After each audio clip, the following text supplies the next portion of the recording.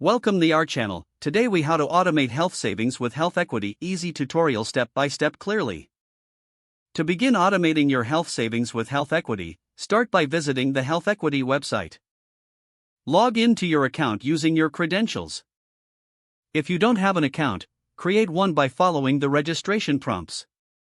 Once logged in, navigate to the Health Savings section on the dashboard.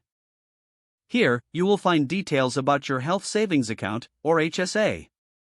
Look for the option to set up automatic contributions. Click on that option to proceed. Next, choose the amount you wish to contribute on a regular basis. Select the frequency of contributions, such as weekly, bi-weekly, or monthly. Ensure that you have sufficient funds in your linked bank account for these transactions. Review the contribution details for accuracy. Once confirmed, proceed to set up your automatic contributions. You may also want to set alerts for upcoming contributions. This helps to keep you informed and prepared.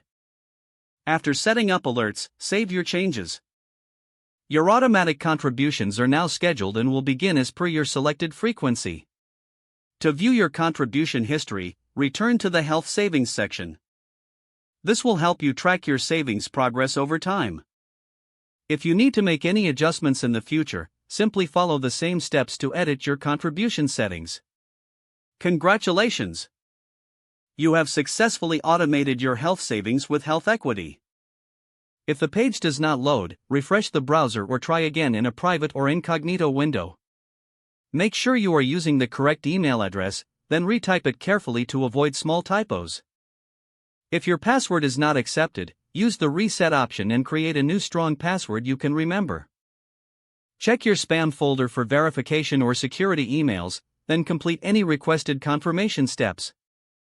Enable two-factor authentication if available to improve account security and reduce unauthorized access risk. After signing in, review your profile details so your contact information and settings are accurate and current. If you see an error message, note it down and try again after restarting your device and internet connection. Don't forget to like this video and subscribe to our channel for more step-by-step tech guides.